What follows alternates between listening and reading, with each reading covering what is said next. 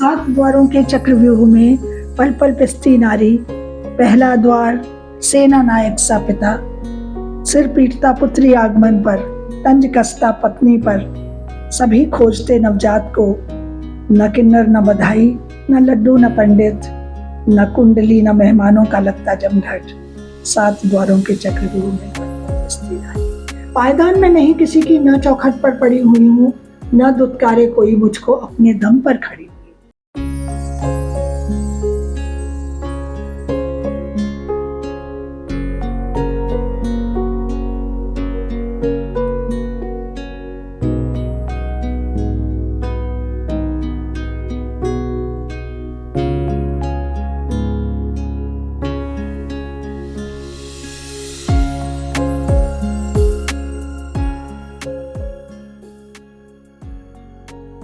नमस्कार, स्वागत है आप सभी का अमर उजाला डिजिटल की खास सीरीज लेखक और लेखनी में। कहते हैं किसी भी साहित्यकार के लिए उसकी लेखनी उसकी साधना होती है। आज हमारे साथ एक ऐसी ही लेखिका हैं जिन्होंने अपने साहित्य को अपनी साधना बनाया। उन्होंने महिलाओं से जुड़े मुद्दे, उनके संघर्ष और उनके विरह की कहानियों को तो दिखाया ही, साथ ही निर्धन बालिकाओं के लिए उनकी लेखनी वरदान भी साबित हो रही है। हमारे साथ हैं साहित्यकार डॉली डबराल जी। तो मैम, बहुत बहुत स्वागत है आपका हमारे इस खास कार्यक्रम में। Thank you so much Alka, इसमें बहुत अच्छा लगा आज अमर उजाला में पुनः आकर। पहले भी मैं एक बार आ चुकी हूँ। अच्छा लगता है पढ़े लिखे लोगों के साथ वार्तालाप करना। मैम, आपने कई किताबें लिखी हैं, आप तब से लिखती आ रही हैं, करीब 50 साल आपको हो गए हैं लिखते हुए। तो सबसे पहले हम कार्यक्रम की शुरुआत में आपसे आपकी जो साहित्य यात्रा है उसके बारे में ही जानना चाहेंगे कि कब आपने लेखन शुरू किया और आपने सबसे पहले क्या लिखा? मैं 1971 में शादी हुई थी और राजौरी सेक्टर, जो कि आपको पता है कि आतंकवादियों के साथ बहुत अभी तक भी बहुत ज़्यादा उसमें संवेदनशील है, तो वहाँ पर अब गए थे और नीचे एक हमारे ही उत्तराखंड का ही एक जवान था जिसकी शादी हुई थी। और जैसे ही वो ऊपर गए और पहाड़ी पर से नीचे उतर रहे थे और पाकिस्तान के लोगों ने उसको गोलियों से भून दिया, तो जब उसकी लाश आई तो उसकी वाइफ जो थी वो बिल्कुल एकदम से, मतलब बिल्कुल 5-7 दिन की थी, चूड़ियाँ भी पहनी हुई और वो मांग का सिंदूर, जिस तरह से रोई और जिस तरह से उसने विलाप किया, तो मेरे मन को बहुत दुख हुआ। और उस दिन मेरे को लगा कि क्या ये है ज़िंदगी औरत की, अब ये कैसे रहेगी, क्या करेगी।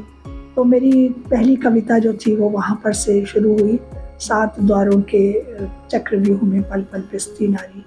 तो इस तरह से मैंने वो कविता लिखी और मेरी कविता की शुरुआत। आपने अपनी पहली कविता की बात की, सात द्वारों के चक्रव्यूह में पल पल पिसती नारी, तो 2 लाइन हमें उसकी सुना दीजिए। सात द्वारों के चक्रव्यूह में पल पल पिसती नारी, पहला द्वार सेना नायक सा पिता, सिर पीटता पुत्री आगमन पर, तंज कसता पत्नी पर, सभी खोजते नवजात को, न किन्नर न बधाई न लड्डू न पंडित, न कुंडली न मेहमानों का लगता जमघट, सात द्वारों के चक्रव्यूह में पल पल पिसती नारी। इसी तरह से ये सातों द्वार का मैंने जिक्र किया है इस कविता में। दूसरा द्वार सेनापति है भाई, कहाँ गई कहाँ रुकी, क्यों गई क्यों हंसी, कहाँ थी सूरज छिपने तक, क्यों बोली किससे बोली, क्यों किया श्रृंगार, क्या खरीदा क्यों खरीदा, ये मत पहन ये मत ओढ़, हर प्रश्न से छलनी, पल पल जूझती नारी, सात द्वारों के चक्रव्यूह में पल पल पिसती नारी। इसी तरह से सातों द्वारों का मैंने इसमें जिक्र किया है। और अंतिम जो है वो बहुत ही ज़्यादा संवेदनशील है कि आ गया बुढ़ापा, सिर पर केश नहीं, आंखों में रोशनी नहीं, मुंह में दांत नहीं, कान सुनते नहीं, पहचानने की सामर्थ्य नहीं, स्मृति नहीं, कोई आस नहीं, कोई पास नहीं, फिर भी जिजीविषा की राह में घिसट रही है नारी, सात द्वारों के चक्रव्यूह में पल पल पिसती नारी। बहुत खूब मैम, बहुत खूब। मैम, आपकी साहित्यिक यात्रा बहुत लंबी रही है। आप उस दौर से लिखती आ रही हैं जब महिलाओं को खासकर कहा जाता था या उनसे अपेक्षा की जाती थी वो केवल घर के काम में निपुण हो और पुरुषों को देखा जाता था कि वो लेखन में आए हैं। ऐसे में आप उस दौर से और अब तक अपनी कविताएं, अपने लेखन के माध्यम से आपने इस मुकाम को पाया है, तो कैसे कैसे चैलेंजेस आपको फेस करने पड़े इस दौरान? सचमुच आपने बहुत अच्छी बात पूछी अलका, कि जब मैं लिखती थी कविता, मेरे हस्बैंड को कभी इंटरेस्ट नहीं रहा कि वो उसको सुने या पढ़ें, जबकि वो बहुत पढ़ते हैं किताब। लेकिन एक भारतीय पुरुष की तरह उनका भी मन यही होता है कि बीवी जो है वो खाना बहुत अच्छा बनाए और पार्टी में चली जाए, उसके साथ सजी समझी रहे। लेकिन मैं कुछ ऐसा अनुभव मैंने अपने जीवन में किया है कि भारतीय पुरुष एक बहुत विदुषी पत्नी या बहुत पढ़ी लिखी पत्नी या बहुत पढ़ने लिखने वाली पत्नी को उतना नहीं आगे बढ़ाना चाहते जितना कि वो एक आम स्त्री को देखते हैं। जो मेरा, क्योंकि मैं बहुत शहरों से दूर रही, बॉर्डर सिक्योरिटी फोर्स में ये रहे, तो आम महिलाओं से मेरी बातचीत होती रही।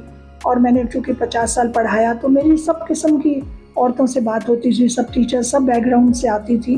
तो ज़्यादातर सभी का यही कहना था कि वो सिर्फ धन कमाने के लिए आते हैं, इसलिए उन्हें इजाज़त मिली है, लेकिन घर जाकर पढ़ना लिखना या शिक्षा पर कोई बात करना, वो कहीं ना कहीं अभी भी हमारे भारतीय समाज में लैकिंग है, अभी भी वो नहीं है। तो मैं लिखती थी, लेकिन मैं इसका सारा श्रेय जो है, मैंने अपनी पहली पुस्तक भी अपने ससुर जी को दी। वो फॉरेस्ट डिपार्टमेंट में रहे और बहुत उन्होंने किताबें लिखी हैं। तो वो मुझे, जब वो पहली बार वो मेरे पास आए, हम मेघालय में पोस्टेड थे, तो उन्होंने मुझसे कहा कि स्कूल जाती हो, केंद्रीय विद्यालय में थी मैं उस समय, सीनियर हिंदी की टीचर थी। तो उन्होंने मुझसे कहा कि क्या लिखती रहती हो, लाओ इधर मुझे सुनाओ। तो मैंने कुछ कविताओं की लाइनें दी। उन्होंने मुझे इतनी शाबाशी दी कि अभी भी मेरी आंखों में आंसू आ जाते हैं। और मैंने अपनी पहली पुस्तक उन्हीं के नाम की, उन्होंने कहा लिखते रहो। यही वाक्य बोला कि विनोद को नापसंद हो तुम लिखो और इसको कहीं ना कहीं रखो। फिर मैं मैगजीन्स में, स्कूल की मैगजीन्स में अक्सर लिखती थी। तो धीरे धीरे इस तरह से मेरी जो थी कविताएं वगैरह। लेकिन अगर छपने की बात करूं तो उसका मैं सारा श्रेय एक यहाँ की बहुत बड़ी साहित्यकार रही हैं, अब तो नहीं है, सावित्री काला जी। वो मुझे यहाँ पर सुदर्शन जी आए थे जो हमारे राज्यपाल थे, तो उनकी मीटिंग में मुझे सुदर्शन जी के बारे में कुछ उनका परिचय देना था। तो जब मैं परिचय दे के लौटी, उसमें मैंने कुछ अपनी कविता की पंक्तियाँ भी जोड़ी थी। तो मैं जैसे ही उनके पास बैठी, वो मुझे बहुत प्यार करती थी। तो उन्होंने मुझसे कहा, डॉली अपनी किताबें छापो, बहुत अच्छा लिखती हो। तब मेरे मन में विचार आया कि सचमुच, और मैंने फिर ये अपना पहली किताब जो थी ये मैंने छपवाई, अनछुए एहसास, और ऐसे मेरी जीवन यात्रा शुरू हुई। और फिर मैं लिखती रही। अभी भी अगर सच पूछो तो ना बच्चों को इंटरेस्ट है और ना मेरे ख्याल से इनको भी कोई इंटरेस्ट नहीं होता कि किताब पढ़नी है या क्या लिख रही हो। कोई ऐसी उत्सुकता नहीं होती जितनी कि लोगों को होती है कि आप क्या लिख रही हैं। तो ऐसे चल रहा है ज़िंदगी। तो मेरे ख्याल से जिजीविषा इसी को कहते हैं, भारतीय नारी की यही विडंबना है कि हम करें। लेकिन जब मेरी बेटे की शादी हुई और बहुत सारे मेरे कागज़ पत्र ऐसे फैले हुए थे, तो उन्होंने कहा, नहीं मॉम, इनको सबको छपवाइए, आप बहुत अच्छा लिखती हैं। तब मैंने ये पीड़ा उठाया और फिर मैंने प्रकाशन शुरू करा, जबकि लिखना मेरा 1971 से प्रारंभ हुआ था। जी, कई लोग होते हैं आपके सपोर्ट में जब आप कुछ नया काम शुरू करते हैं, कई लोग नहीं भी होते हैं, लेकिन खुद में खुश रहना शायद ये स्त्री को समझना भी चाहिए। आपकी अधिकांश किताबें महिलाओं पर ही आधारित हैं, आपके खुद के जीवन पर भी आधारित हैं। आपकी किताब आई थी एक, काफी चर्चित भी रही, अफ्रीका हाउस। उसको सुनते ही उसके नाम को ऐसा लगता है कि ये कहीं हम अफ्रीका के किसी घर की बात कर रहे होंगे। तो एक तो इसके टाइटल को चुनने के पीछे आप क्या रीजन था और इसमें क्या क्या संस्मरण आपने बताए हैं? ये मेरी किताब है अफ्रीका हाउस, और इसके ऊपर जो तस्वीर बनी हुई है ये मैंने किताब छपने से पहले जाकर खींची थी। कामली रोड पर है ये मकान और इसमें हमारा बचपन गुजरा और इसी बिल्डिंग में हमारी शादी तक मैं रही। और इसका नाम अफ्रीका हाउस की भी बड़ी रोचक कहानी है जी।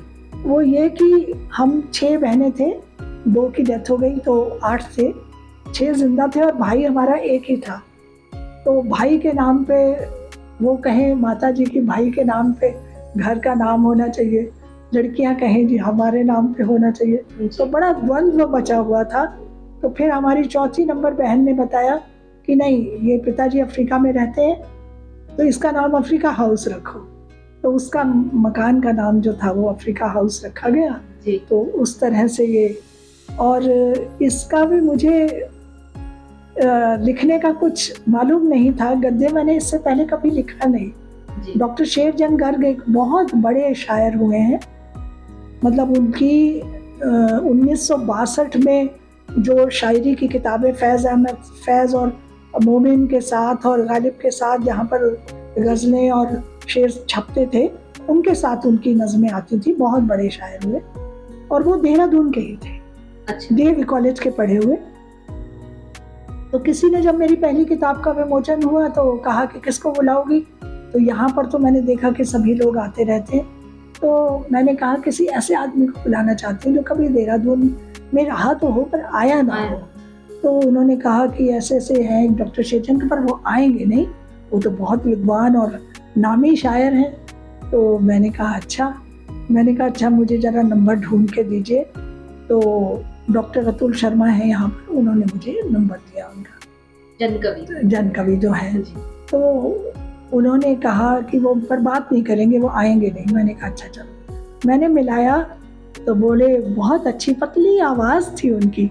तो उन्होंने कहा कि कौन बोल रहे हैं? मैंने कहा मैं जी डॉली डबराल बोल रही हूँ देहरादून से, और आप मेरे भाई रिजवे को, मेरा जो भाई था बहुत अच्छा क्रिकेटर था और उत्तराखंड से, तब यूपी और उत्तराखंड अलग अलग नहीं था, बाहर खेलने जाता था, गज़लें बहुत अच्छी गाता था, वो बहुत डीएवी कॉलेज में मशहूर था और ये लोग बड़े अच्छे दोस्त थे, जबकि सीनियर थे, जूनियर मेरे भाई जूनियर था। तो उन्होंने कहा अच्छा रिजवे की सिस्टर, हाँ बोलो। इतनी उत्सुकता दिखाई। मैंने कहा सर मेरी एक किताब आ रही है, पहली किताब है, आप आएंगे? तो उनका ज़रूर आऊँगा। तो देहरादून में ही वहीं विजय पार्क, उसके पास पार्क स्ट्रीट है करके, तो वहाँ पर उनका घर है। तो वो आए और उन्होंने मुझसे कहा कि कविताओं के बजाय तुम गद्य लिखो। तो तब मैंने कहा अच्छा। और इस किताब की सबसे बड़ी बात यह है कि मैंने ये किताब किसी को नहीं दिखाई, बस सुभाष पंत जी को लिखने के लिए दी, और सुभाष पंत जी ने इसमें बहुत अच्छा लिखा है मेरी इस किताब के बारे में। और छोटी छोटी हमारी ऐसी कहानियां हैं, वैसे संस्मरण नहीं है जो लोग लिखते हैं थोड़ा सा बोझिल हो जाता है। छोटी कहानियां, जैसे एक हमारे मास्टर जी आया करते थे, काले से थे, बहुत चेचक के दाग थे। उन्होंने जब हमारी पहले ही दिन क्लास ली तो हमारे को बहुत बुरा लगा, क्योंकि हमारे ज़माने में ट्यूशन जो था वो बहुत बेइज्जती की बात होती थी, अपमानजनक होता था कि ये ट्यूशन कर रही है। ट्यूशन कोई नहीं पढ़ता था। तो गर्मियों की छुट्टी थी तो मदर ने कहा नहीं ये सब इधर उधर घूमेंगे, आप ट्यूशन लगा दो इनकी। बहुत शरारत हम लोग बहुत करते थे, छोटे बच्चे थे। तो वो आए और मेरा सबसे कमज़ोर सब्जेक्ट जो है वो मैथ्स है। मुझे बिल्कुल पहाड़े नहीं आते, टेबल्स नहीं आते। और सेंट थॉमस में मैं पढ़ती थी। तो उन्होंने कहा कि चलिए आइए पहाड़ा सुनाइए। हमने बोला पहाड़ तो मसूरी में है, एक तो शिमला में है, कश्मीर में है, हम तो कश्मीर के हैं। लेकिन पहले पहाड़ा ही कहा जाता था, हमें समझ नहीं आया। फिर मेरी एक बहन की लड़की थी, हम सब बहनों के बच्चों में हमें साल 2-2 साल का ही फर्क है। तब उसने कहा पहाड़ा का मतलब होता है टेबल, हमारी हिंदी की मैडम ने बताया था। अच्छा, अब हम तो पहाड़ा में बिल्कुल ज़ीरो। तो उन्होंने बोला कि अच्छा कल याद करके रखना और हम सुनेंगे आपसे। तो हमने कहा आप क्या करें, मेरा भांजा जो है बहुत शैतान है। उन्होंने कहा ऐसे टेबल, जैसे यहाँ टेबल लगी है, टेबल में हम यहाँ लिख देंगे और जब मास्टर जी आएंगे तो हम इस साइड में बोलेंगे, वहाँ से पढ़ देंगे। तो मास्टर 2 दिन तो ऐसा चलता रहा। तीसरे दिन मास्टर जी आए, बाई चांस वो उसी जगह बैठ गए जिधर पहाड़ा लिखा हुआ था। अब वो नीचे झुके अपना बैग उठाने के लिए, तो उन्होंने देख लिया पहाड़ा। और उससे पहले ऐसा हुआ कि उन्होंने बोला तुम्हारा नाम क्या है? मैंने बोला डॉली। उन्होंने बोला हाँ डॉली, चलो लिखो। मैंने बोला डोली नहीं है मेरा नाम। हाँ हाँ डाली लिखो। मैंने बोला मेरा नाम डाली भी नहीं है, डोली का मतलब होता है डोलना, डाली का मतलब होता है पेड़ की डाली, मैं तो डॉली हूँ। अच्छा ज़्यादा बात मत करो। तो इस तरह से वो मैंने सारे छोटी छोटी कहानियाँ इस तरह की लिखी। और जब तीसरे दिन उन्होंने पहाड़े वहाड़े देखे तो उन्होंने हमारी मदर को बोला इतने शैतान बच्चों को मैं नहीं पढ़ा सकता, और वो चले गए और हमने खूब तालियां बजाई। लेकिन आज भी हमें वो डॉग मास्टर शुक्ला की याद आती है। तो छोटे छोटे किस्से आपने इसमें अपने स्कूल टाइम के बताए हैं इसमें, और उसके बाद भी वहाँ के पश्चात के कुछ किस्से हैं इसमें जो बहुत ज़्यादा मतलब मन को छू जाते हैं। तो वैसी चीज़ें हैं जो हम बॉर्डर पे गए और हमारा हनीमून कैसा रहा, वो उस समय के बातें जो हमारे ज़माने में जिस तरह की वो होती थी, वो सारी घटनाएं इस किताब में है। आपकी किताबें जो हैं उनके नाम बहुत ही रोचक रखे हैं आपने। चूरमा है, मजनू का टीला है, तो उस पर भी बात करेंगे। पहले चूरमा की बात करते हैं। आपकी किताब चूरमा ये भी आपका संस्मरण है, तो इसमें कोई छोटा सा कोई आपको किस्सा याद हो जो आप भी बताना चाहें हमें? जी ज़रूर बताऊंगी मैं आपको। सबसे पहले तो ये जो चूरमा की कहानी है, यही कहानी बहुत बहुत ही अच्छी पहाड़ी परिदृश्य पे लिखी गई है। और पुनर्जन्म एक इसमें कहानी है। आपने महिला आश्रम का नाम यहाँ सुना होगा? जी, महिला आश्रम में जब मैं बहुत छोटी थी, 3-3.5 साल की थी, तो महिला आश्रम की लड़कियों को मेरी मदर खाना वाना भिजवाने का, अन्न वगैरह भेजती थी वहाँ पर। तो हम लोग जाते थे, तो वहाँ एक टीचर थी, उसके बच्चा हुआ, और वो लड़की जो थी वो कहे कि मैं यहाँ, जब वो 3 साल की हुई लड़की, तो वो कहे मैंने यहाँ रहूँगी, ये मेरा घर नहीं है। ये मैं आपको आखिर की बात बता रही हूँ, मतलब सच्ची घटना बता रही हूँ। तो उसने कहा फिर तेरा घर कहाँ है?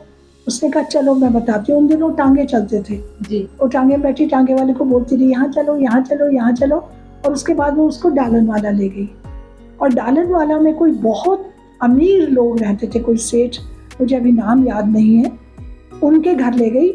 और वहाँ जाके उसने बोला कि ये है मेरा घर, अब तुम जाओ, और गेट बंद कर दिया। और सबसे ज़्यादा जो अद्भुत बात हुई कि वहाँ उतना बड़ा गोल्डन शेपर्ड बैठा हुआ था, वो उसको देख के पूंछ हिलाने लग गया। अच्छा। और उसने उसको प्यार किया, और वो उसके मतलब वो ऐसे चाटने लगा उसको कि जैसे पहले से सचमुच का वो लड़की होगी। फिर उसने माँ बाप अंदर अपने कमरे में चली गई, और मेरी ये किताबें हैं, मेरे बिस्तर को तुमने कैसे कर दिया? हाँ माँ, तुम मुझे पहचान नहीं रही। अपने माँ बाप को इकलौती लड़की थी, वो भाई था उसका शायद, वो बाहर रहता था। तो फिर उन्होंने कहा कि नहीं, अब सभी को लगता है कि इतने करोड़पतियों की बात ये कर रही है, तो कॉन्कॉक्टेड स्टोरी तो नहीं है, कहीं ऐसे ही बहका के तो नहीं लाई इसकी माँ उसका हाथ खींचे, वो गेट से ना निकले, बहुत रोए। फिर उन्होंने सब कुछ किया।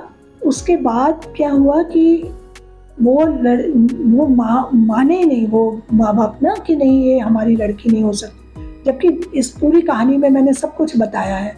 और अंत में वो लड़की वहाँ जाती है, और उसकी दादी जो होती है, वो 2-3 बुढ़ियाँ बैठी होती हैं, और वो अपने दादी के ही गले जाके लग जाती है। और जब उसकी दादी उसको छूती है, तो वो जो उस समय बोला करती थी, वो वही बात बोलती है। और तब दादी कहती है कि यही है मेरी पोती, और ये अब कहीं नहीं जाएगी, ये यही रहेगी, मैंने इसको पहचान लिया। और इस तरह से ये पुनर्जन्म की कहानी जो है वो फिर उसको एक्सेप्ट करते हैं, और ये कहानी।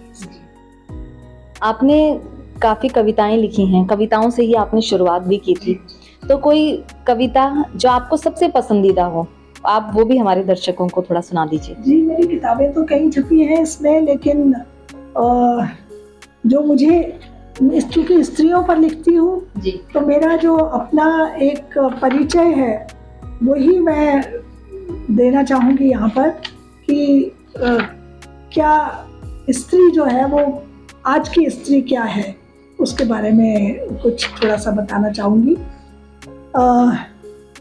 पायदान में नहीं किसी की, सशक्त स्त्री के लिए कह रही हूँ। पायदान में नहीं किसी की, न चौखट पर पड़ी हुई हूँ, न दुत्कारे कोई मुझको अपने दम पर खड़ी।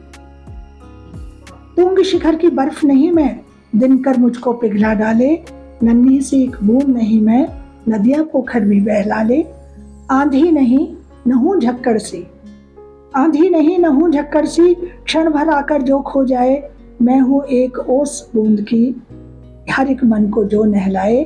नहीं रुक्ष प्रस्तर की प्रतिमा, पहले की औरतों को बस प्रतिमा समझा जाता था, बिंदी टिकली लगा के काम करते रहो। नहीं रुक्ष प्रस्तर की प्रतिमा, रोली बिंदिया मन ललचा दे। नेह नहीं तो व्यर्थ सभी कुछ, चाहे कुंदन कौर खिला दे। नहीं रही अब चेरी तेरी, हर टेर पर दौड़ी आए। न रोको न टोको मुझको, बिना बात क्यों बिछती जाए। पहले थी कठपुतली सबकी, खींची डोर नचाई जैसे। खेल खिला और नचा नचा कर, जो चाहे मुझको बहकाए। ताजा सी हूँ मैं एक पुरवा, इत उत डोले और हर्षाए। बने एक सुरभित सा झोंका, आंगन में जीवन महकाए। और अंतिम संदेश, कदम मिलाकर साथ चलो तो, कदम मिलाकर साथ चलो तो, चल सकती हूँ संग तुम्हारे। लेकिन रखना याद मानधन, जीता बस सम्मान सहारे, जीता बस सम्मान सहारे। और इसी के साथ भारतीय स्त्रियों की बात करती हूँ अपने ही ज़माने की। अब तो खैर बहुत ज़माना बदल गया है, बहुत तेज़ी से मॉडर्न हो गया। और ख़ास करके पहाड़ की स्त्री जिसके के पति हमेशा ही युद्ध स्थल पे रहते थे और बाहर बॉर्डर्स पे रहते थे, 3 साल बाद आए 15 दिन के लिए, उसमें भी रिश्तेदारों से मिलना। तो एक स्त्री की व्यथा क्या है, वो क्या कहती है, एक छोटी सी कविता है 1.5 मिनट की, वो सुनाऊंगी। मेरा मन अक्सर करता है, मेरा मन अक्सर करता है, अपने मन की बात करूं। बैठूं पास तुम्हारे, तुमसे अपनेपन की बात करूं। पर तुम तो भीतर ही भीतर अपने में उलझे से हो, और दिखाते हो ऐसा जो सुलझे सुलझे से हो। तुम ही कहो मैं कैसे दिल की हर धड़कन की बात करूं। मेरा मन अक्सर करता है, अपने मन की बात करूं। मैं नदिया तुम सागर, फिर भी दोनों में एक दूरी है। पहले नहीं मिल पाते थे ना आसानी से। मैं नदिया एक सागर, फिर भी दोनों में एक दूरी है। अब तक समझ नहीं पाई मैं, आखिर क्या मजबूरी है। ऐसे में बतलाओ कैसे, मधुर मिलन की बात करूं। मेरा मन अक्सर करता है, अपने मन की बात करूं। चलो मौन के पंख खोल दो, चलो मौन के पंख खोल दो, मन का मोर नाचने दो। उल्टी सीधी कथा प्यार की जैसी बचे बाँचने दो। तुम फागुन का राग सुनाओ, मैं सावन की बात करूं। मेरा मन अक्सर करता है, अपने मन की बात करूं। बैठूं पास तुम्हारे, तुमसे अपने मन की बात। बहुत बहुत आपने महिलाओं पर तो लिखी ही हैं काफी किताबें। आपकी जो कहानी संग्रह आया, पहले आप कविताओं में लिखती थी, संस्मरण लिखे, फिर कहानी जब आई तो आपने मजनू का टीला किताब लिखी। तो एक तो नाम ही बहुत अलग सा है, इसको सुन के लग ही रहा है कि ये मतलब इसमें किस तरह की आपने बातें लिखी होंगी। लेकिन जिस तरह से आपने इसमें लिखा है, महिलाओं के संघर्ष के बारे में आपने इसमें लिखा है, तो कुछ बताइए इस किताब के बारे में। जी, ये मजनू का टीला है। ये उन 7 महिलाओं की कहानियां हैं, बिल्कुल अलग परिवेश से। मजनू का टीला जो है एक साधारण परिवार की बीए पास लड़की की। जब हम दिल्ली गए एक बार रहने के लिए, तब हमें जो मकान की प्रॉब्लम हुई उससे मैंने लिखा। और मेरे को सबसे ज़्यादा आघात तब लगा जब मैं दिल्ली पोस्टेड हम लोग हुए, और दिल्ली में मैंने जमुना जी में जाकर देखा जमुना जी की स्थिति क्या है। काली बिल्कुल झाग बनी हुई, और उसमें जो साइड से उन्होंने वो लगाई हुई हैं जालियाँ। सरकार तो बेचारी लगाएगी, लेकिन पब्लिक तो कुछ नहीं करेगी। वो फिर भी वो पुण्य कमाने के लिए उसमें पन्नियाँ और ये जो अब नवरात्र आप रखते हैं उसकी चुन्नियाँ और वो सब टांग देंगे।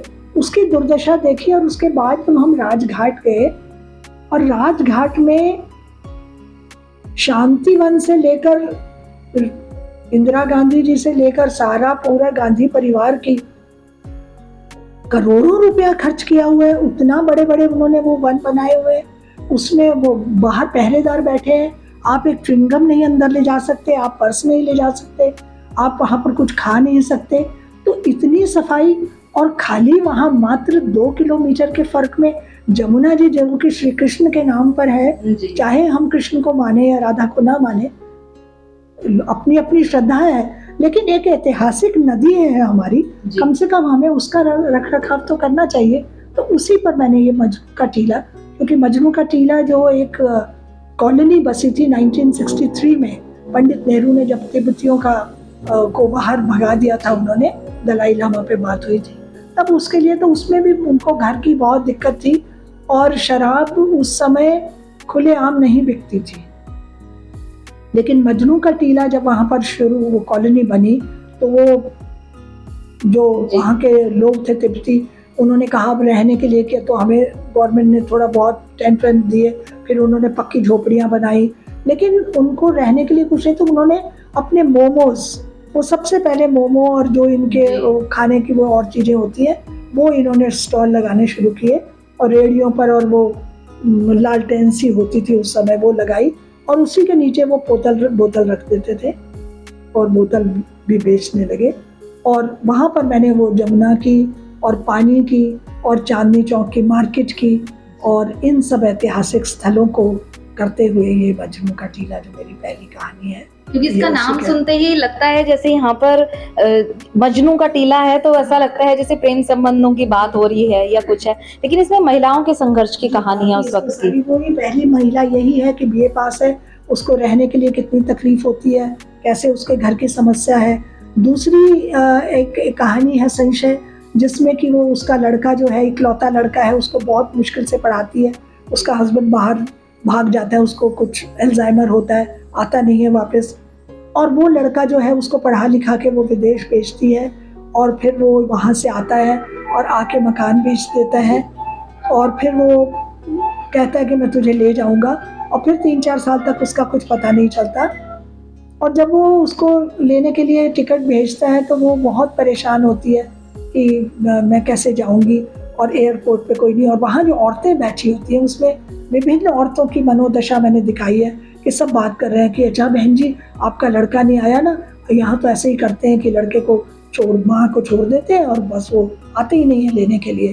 तो इस तरह की बहुत सी बातें करके उसके मन में संशय होता है कि कहीं मेरा बेटा भी तो नहीं आया, और शाम के 7 बज जाते हैं और वो आता नहीं है, और अंत में वो भागता भागता आता है, तो एकदम से उसकी बाँछें खिलती हैं और उसको एक चांटा मारती है, जो उससे उसका इच्छा होती है कि मैं इसको मारूं, और वो कहता है कि माँ आज तेरी ही सारी कृपा से मैं बच गया हूँ, क्योंकि उस दिन वो जो अमेरिका में अटैक हुआ था, ये पूरी बिल्डिंग ही थी, उसी बिल्डिंग में उसका ऑफिस होता है, तो वो सब रास्ते बंद कर देते हैं और उसको आने नहीं देते।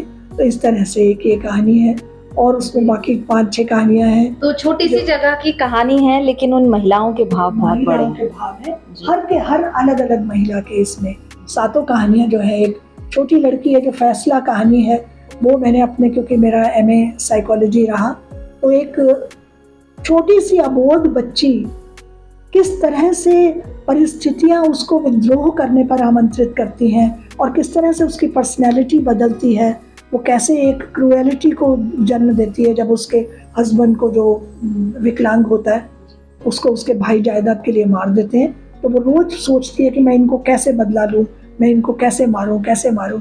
मैं अभी ये कहानी का अंत नहीं बताऊंगी कि आपको वो लगेगा, लेकिन वो बहुत अच्छी फैसला कहानी जो है वो बहुत अच्छी कहानी है। इसी तरह से और भी इसमें पढ़ाई के बारे में और बिल्कुल अलग अलग किस्म की कहानी है, हर एक का सब्जेक्ट जो है वो अलग है। आपने कविताएं, कहानी लिखी हैं सब, तो कोई उपन्यास भी आपने लिखा है जो बहुत चर्चित भी रहा, जिसे लोगों ने बहुत पसंद भी किया, कहते तो, थोड़ा उसके बारे में बताइए। ये कहते तो जो है ये भी विशेषकर नारी पर लिखी गई है, क्योंकि आपने देखा होगा कि नारी चाहे कितनी भी योग्य और बलशाली हो जाए, किंतु वह अपने आदर्श पुरुष को स्वयं से श्रेष्ठ और बलशाली होने की ही कल्पना करती है, और पुरुष जो है वो बिल्कुल, उसकी स्थिति बिल्कुल अमूमन इसके विपरीत होती है।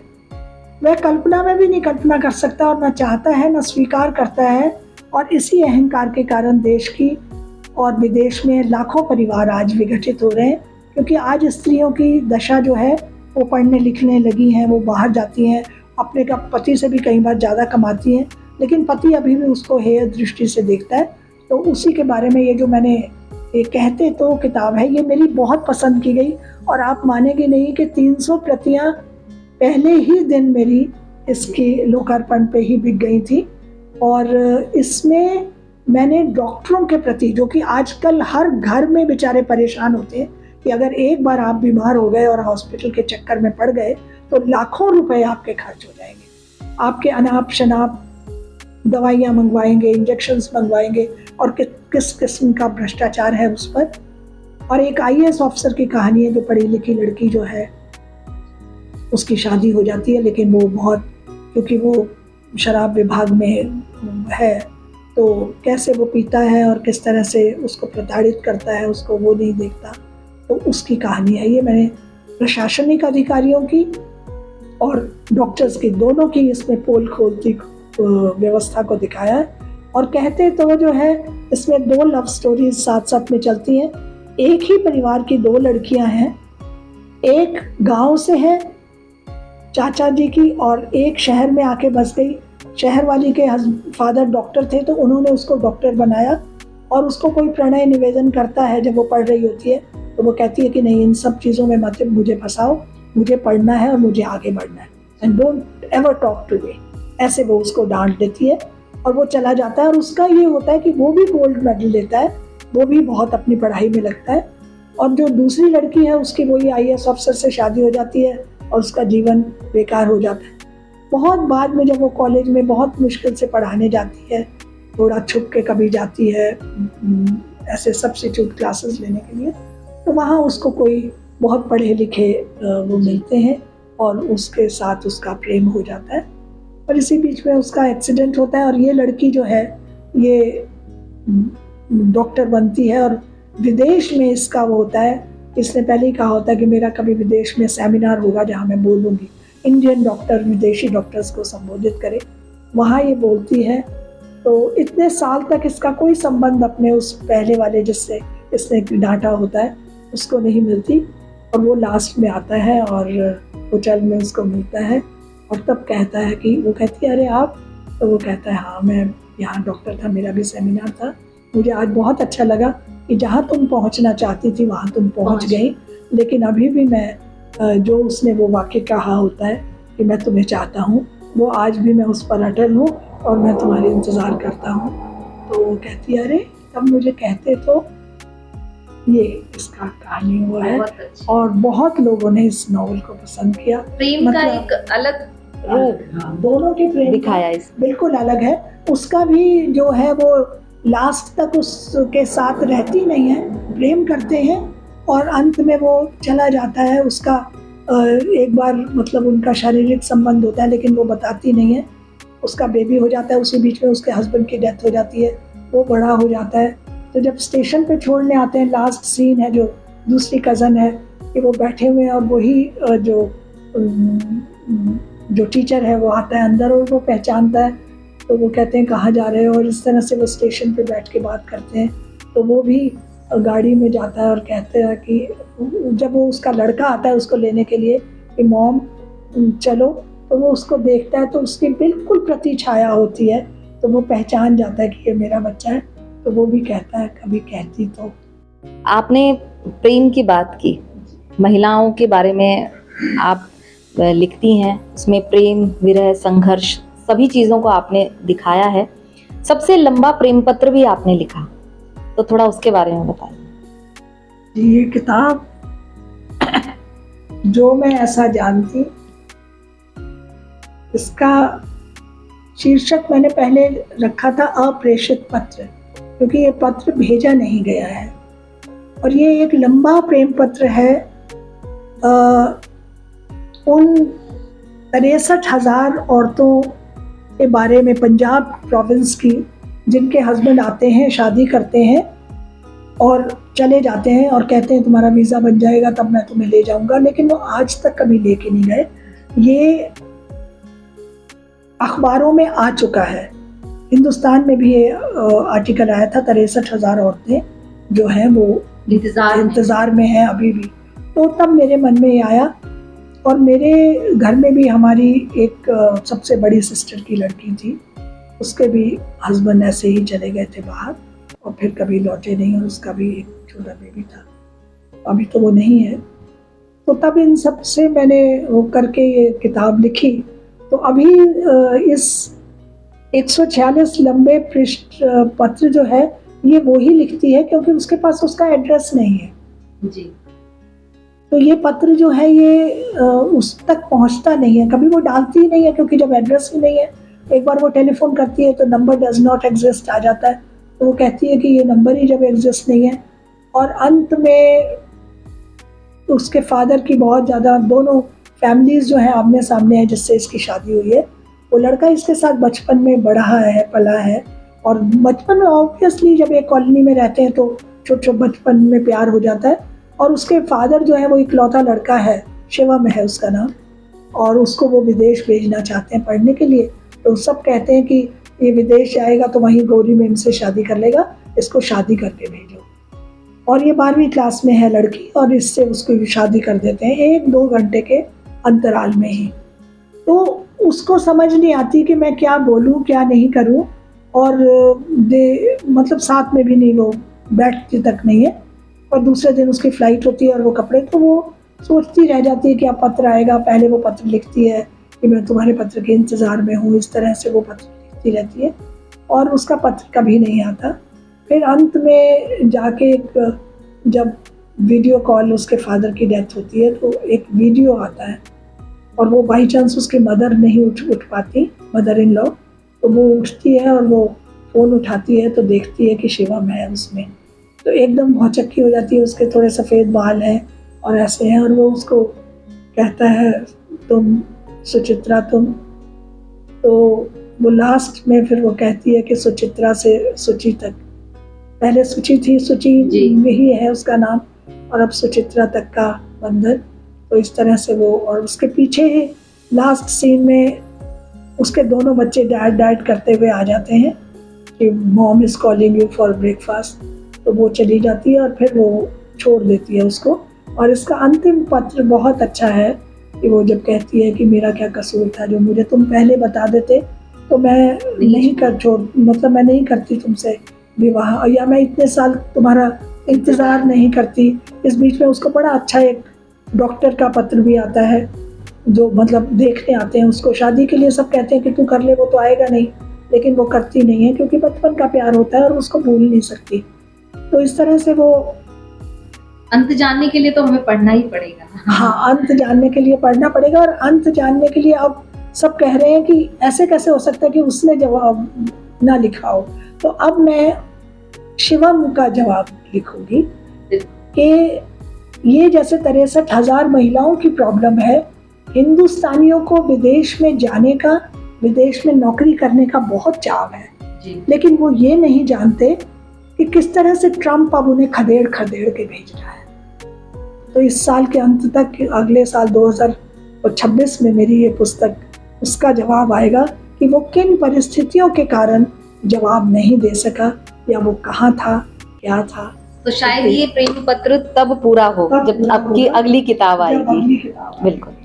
आपकी जो भी सबसे लेटेस्ट किताब आई है, पत्थरों के बीच, ये भी एक प्रेम कथा है जी। ये प्रेम कथा ही लिखा है मैंने, और बहुत अच्छा लगा अलका जी, आपके द्वारा आज उसका लोकार्पण हो रहा। अभी तक ये किताब किसी ने देखी नहीं, आप सब। तो आप हमें थोड़ा सा इसके बारे में बता दीजिए। जी बिल्कुल। ये किताब जो है, ये अगर आप दिल्ली से ट्रेवल करके आ रहे हैं सहारनपुर के रास्ते में, तो बाएं साइड में ननौता विलेज है। तो ये ननौता विलेज की ही कहानी है। ठाकुरों की लड़की है जिसका 15 साल में विवाह होता है, और वो विधवा हो जाती है। तो विधवा होकर 15 ही साल की तो है। एक नारी के कितने भाव हैं, वो भी प्रेम करना चाहती है, वो भी पहले तो नहीं उसको समझ में आता, लेकिन जब घर में अपनी भाभी को और अपनी मदर को और सबको देखती है तो उसके भी मन में आता है। और इसी बीच में उसको, जैसे कि भारत सरकार कर रही है कि सबको पढ़ाना, शिक्षा के लिए वो लड़कियां आती हैं उनके घर में और वो कहती हैं कि ये पढ़ेंगे ये लोग, तो उसकी जो देवरानी होती है उसको भी और उसको भी वो लोग पढ़ाने के लिए भेजते हैं। तो जब ये पढ़ने जाती है वहाँ पर, 9वीं पास करी होती है जब इसका विवाह होता है, और 10वीं की 9वीं में जाना, 8वीं पास होती है। तो ये जब पढ़ने जाती है तो इनके घर में एक लोहार आया करता है जो इनके फावड़े वगैरह सब कुछ बनाता है। तो वो इसको कभी अंधेरे में जैसे वापस आ रहे हैं तो वो अपने साइकिल में बिठा के, क्योंकि शूद्र होता है वो उजाले में नहीं ले जा सकता, तो वो कभी कभी उसको लिफ्ट देता है और आता है, और धीरे धीरे फिर इसका उससे प्रेम हो जाता है, और इतना प्रेम हो जाता है कि फिर ये उसके बिना रह नहीं सकती। और अब मैं अंत तो नहीं बताऊंगी क्योंकि ये पुस्तक अभी आनी है।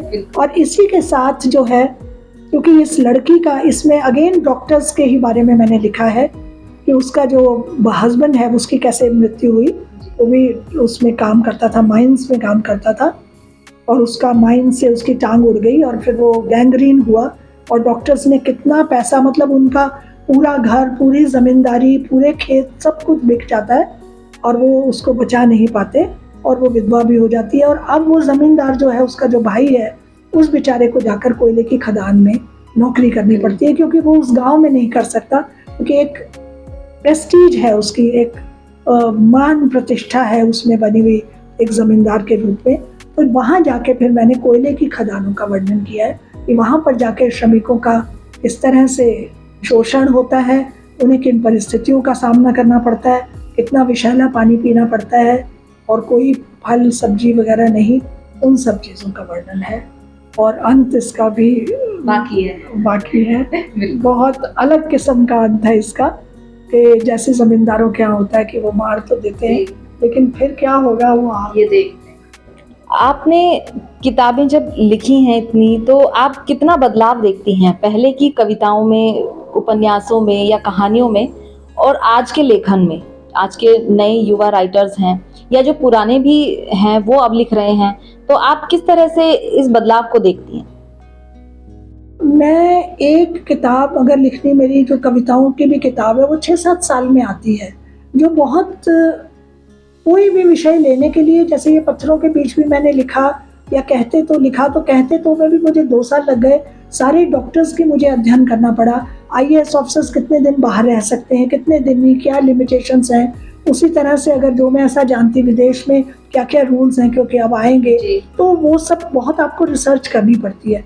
लेकिन अक्सर ये होता है कि किताबें लोगों की फेल इसलिए हो जाती है क्योंकि वो रिसर्च नहीं करते। इवन जो आजकल की नई लड़कियां लिख रही हैं, उनकी कविताएं बहुत छंदबद्ध हैं, बहुत छंदों में बांधी हुई हैं कि कहीं एक मात्रा इधर से इधर नहीं है, लेकिन भाव नहीं है। उस कविता को पढ़कर आपके रोम पुलकित नहीं होते, मतलब मन में नहीं जाती। बस ये है कि आए, कविता पढ़िए और चले गए। जब तक कविता मन को स्पर्श न करे, जब तक आपका लेखन मन को स्पर्श नहीं करे, जैसे आपने मेरी कहानी सुनी, आपको अच्छा लगा, हो सकता है उत्सुकता जगे कि हम ये पढ़े इस किताब को, तो जब तक सुभाष पंत भी यही कहा करते थे, हमारे एक डीजी साहब आए थे दिल्ली से, उन्होंने भी यही कहा कि किताब के लेखन में, डॉक्टर चंपा श्रीवास्तव फिरोजाबाद से, फिरोजपुर की, वो बहुत बड़ी डायरेक्टर हैं, कॉलेज में हैं, प्रोफेसर हैं, वो भी यही कहती है कि 3 चीजें पुस्तक के लिए बहुत जरूरी होती हैं। पहला, पठनीय होनी चाहिए, कि किताब अगर उठा लो और उसको शुरू करो तो आप उसको बंद ना करना चाहो, भले ही नींद के झोंके आते रहे, लेकिन आप उसको पढ़ो। दूसरा, जो संदेश आप देना चाह रहे हैं वो संदेश क्या आप पहुंचा पाए, वो संदेश होना। वो कहीं कहानी के बीच में ही लोग गुम कर देते हैं कि जिस चीज को लेके चले वो वहां तक पहुंचती नहीं है, तो इस चीज का जरूर ध्यान रखा जाए। और तीसरा, भाषा इतनी सरल होनी चाहिए कि आम लोग पढ़ सके। कई किताबें जो हैं वो ऐसी छपती हैं जो कि शेल्फ में रखने लायक होती है, 2 पेज भी आप नहीं पढ़ते और आप उसको किताब को छोड़ देते हैं। तो किताब ऐसी होनी चाहिए, सरल हो, आम लोगों तक पहुंचे। तो पाठक ऐसे ही होते हैं जो साधारण है, जिनको फुर्सत है। जो बहुत बड़े साहित्यकार हैं उन्हें तो वैसे ही आपकी किताब पढ़ने की फुर्सत नहीं है, जो दफ्तरों में काम करते हैं उनको भी नहीं है, वो थके हुए आते हैं। तो किताबें कौन पढ़ती हैं? घर की महिलाएं पढ़ती हैं। तो महिलाओं के लिए उतना होना चाहिए कि वो उसको समझ सके और उनके उसमें आ जाए। तो ये 3 चीजें बहुत इम्पोर्टेंट है। मतलब लेखन ऐसा होना चाहिए जो दिल को छू जाए। जो बिल्कुल। तो युवाओं के लिए कोई संदेश? युवाओं के लिए भी बस यही है कि पढ़ना बहुत ज़रूरी है। मैं आज अमर उजाला से भी कहना चाहती हूँ कि मैं अभी मनु शर्मा के 8 अंक पढ़ रही हूँ, उनकी नारद की भविष्यवाणी श्री कृष्ण के बारे में। हम लोग जो सोचते थे कि श्री कृष्ण बंसुरी बजाते हैं, राधा संग प्रेम हुआ, मीरा ने उनकी किताब लिखी रुक्मणी से विवाह, इतना ही जानते हैं और उनकी पूजा करते हैं। लेकिन उन किताबों को पढ़ के इतना ज्ञान मिल रहा है हमें अपने धर्म के प्रति। और एक ऐतिहासिक पुरुष है, मैं तो उनको भगवान नहीं मानती, मैं तो एक ऐतिहासिक पुरुष मानती हूँ कि वो भी हमारी तरह थे। आज से 1000 साल बाद गांधी जी को भी भगवान ही मान लिया जाएगा कि उन्होंने करोड़ों लोगों को भगा दिया बिना शस्त्र उठाए जी। उसी तरह से महात्मा बुद्ध हुए। तो मेरा ये कहने का मतलब है कि हमारी जिंदगी का कोई ना कोई उद्देश्य होना चाहिए और पढ़ना लिखने के लिए बहुत जरूरी है। अब पिछले 6 महीने से मैंने एक लाइन भी नहीं लिखी है, मैं सिर्फ पढ़ रही हूँ और मैंने 18-19 अच्छी किताबें पढ़ी हैं। तो जितना ज़्यादा हम पढ़ेंगे उतने हमारे विचार आएंगे, उतनी हमारी भाषा संयत होगी, उतना हम जानेंगे कि किस पर लिखा जा चुका है, किस पर हम लिखें, किस पर नहीं। तो ये सब चीज़ें अच्छा लिखने के लिए अच्छा पढ़ना भी ज़रूरी है। मैम, ये तो आपकी साहित्यिक यात्रा की बात हुई। अब बात करते हैं आपके एक अलग विषय जो आपने अपनी लेखनी के माध्यम से चुना। आप निर्धन बालिकाओं के लिए भी काम कर रही हैं। अपनी किताबों से जो आपकी बिक्री होती है, उसकी जो आय होती है, उससे आप निर्धन बालिकाओं के लिए भी काम कर रही हैं। तो कैसे ये रास्ता आपने चुना? सरोजनी नगर में जब मेरी 1995 में मेरे हस्बैंड की पोस्टिंग हुई थी तो वो थोड़े दिन रहे, उसके बाद फिर वो मणिपुर त्रिपुरा चले गए थे, लेकिन हम दिल्ली में ही रहे। तो सरोजनी नगर में बहुत मैं बताऊं आपको कि आज आम लोग गरीब गरीब गरीब गरीब गरीब करते हैं, गरीब गरीब नहीं है। आप देखिए, काम करने वाली जो है वो 9 घरों में काम करती है और एक घर में उसको 2,500-3 हज़ार से कम नहीं मिलते। 30-1 हज़ार रुपया वो कमाती है, लेकिन एक क्लर्क जो है वो उतना नहीं कमाता। और उसके सामने सबसे बड़ा मुसीबत ये होती है कि उसे दुनियादारी भी निभानी है, एक अपना स्तर भी बनाकर रखना है, बच्चों को भी पढ़ाना है। तो उसके सामने ये, जब मेरी बात पहली बार 5th तक था वो स्कूल जहाँ मैंने ज्वाइन किया, भारत सेवक समाज उसका नाम रहा, तो वो लड़की आई, उसके साथ लड़के को लेकर आई दाखिला करने के लिए पहली क्लास में। तो मैंने कहा ये लड़की, नहीं मास्टरनी जी, लड़की को तो नहीं पढ़ाएंगे ना, इतना पैसा नहीं है। तो ये मेरा 1995 में मुझे आया। तो मैंने उसी दिन ऐलान किया प्रेयर में, पेरेंट्स आते थे बच्चों को छोड़ने, बाहर बैठे रहते थे। तो मैंने ये कहा कि जो भी लड़की को लेकर आएगा उसकी मैं फीस आधी करूँगी, और मैंने अपनी तनख्वाह में से उनकी फीस आधी करी। और इस तरह से मैंने लड़कियों को पढ़ाने का जिम्मा उठाया। और उसके बाद मैं जिन जिन इंस्टीट्यूशंस में गई, मैं हमेशा अपनी हाफ सैलरी जो है वो देती थी। यहाँ पर साई कॉलेज में भी मैं रही, डायरेक्टर रही, लेकिन मैंने 3 साल 50,000 तनख्वाह थी डायरेक्टर की, लेकिन मैंने एक पैसा भी उनसे नहीं लिया। आप जाएँ तो पूछ भी सकते हैं। और बीहाइव कॉलेज में रही, वहाँ भी मैंने हाफ सैलरी ली। Gayatri college of biomedical sciences में मैंने 2 कमरे अपने घर में बनवाए, और जो पहाड़ से लड़कियां आती हैं उनको मैं फ्री देती थी कि वो जो भी लड़कियां हैं वो रहें, भाई वो पेइंग गेस्ट की वो नहीं, वो बेचारी चुका पाती थी, और उनको अपने घर में रखना और पूरे 4 साल का कोर्स उनका करवाना, क्योंकि तब मैं एडमिनिस्ट्रेटर, चीफ एडमिनिस्ट्रेटर थी। और वहाँ पर भी मैंने लाइब्रेरी में, हमारे उत्तराखंड के जो बच्चे आते थे उनको लाइब्रेरी में वो उसकी किताबें, MLT वगैरह की किताबें नहीं पढ़ सकते थे, फिजियोथेरेपी की किताबें, बहुत महंगी किताबें होती हैं, बायोटेक्नोलॉजी की किताबें बहुत महंगी होती हैं। तो मैंने 60,000 की किताबें तब खरीद के उस लाइब्रेरी को दी। और उसी समय मैंने फिर ये कहा कि मैं 2-3 बच्चों को करूँगी। अभी भी कई हैं, साई कॉलेज के ही कुछ बच्चे हैं जिनको मैं अभी भी फ्री, मतलब जितना मेरे से हो सकता है, मेरी जो इन किताबों से आमदनी होती है, मैं अपने पति के पैसे को नहीं खर्च करती हूँ उस पर, या ना अपने बच्चों की, क्योंकि मैं एक बात, मेरा ज़िंदगी का मतलब मेरा लक्ष्य है कि अपनी कमाई से किया हुआ दान ही असली दान है, वैसे दान नहीं है। और आज भी मैं ये मेरे साथ ड्राइवर आया है, उसका स्कूल में मैं गई थी, और अभी 7,800 रुपया मैं उसके पूरे साल भर की फ़ीस भर के आई हूँ, चेक के द्वारा ही। क्योंकि उनके हाथ में अगर पैसा दो कैश, एक दो बार मैंने दिया तो बच्चे जो है वो इधर उधर खर्च कर देते थे और बाद में भरते ही नहीं थे। तो मैं डायरेक्ट अभी फीस जो है उन बच्चों को देती हूँ। एक दिन एक लड़की रात में आई, खोटबुड़े में रहती है, कि मैडम हमने सुना कि आप देती हैं फीस, तो मेरे को अभी एग्जामिनेशन की फ़ीस भरनी है, 4,800 थे। तो मैंने उसी समय फिर उनके प्रिंसिपल का नंबर लिया और मैंने रात को फ़ोन किया और रात ही को मैंने वो पैसे जो थे वो स्कूल में ही जमा करवाए। क्योंकि मेरा विचार से ऐसा है कि मैं कहती हूँ कि हिंदुस्तान में महिलाओं का शोषण इसलिए हो रहा है कि वो अपने पाँव पे खड़ी नहीं है, उनकी अर्निंग नहीं है।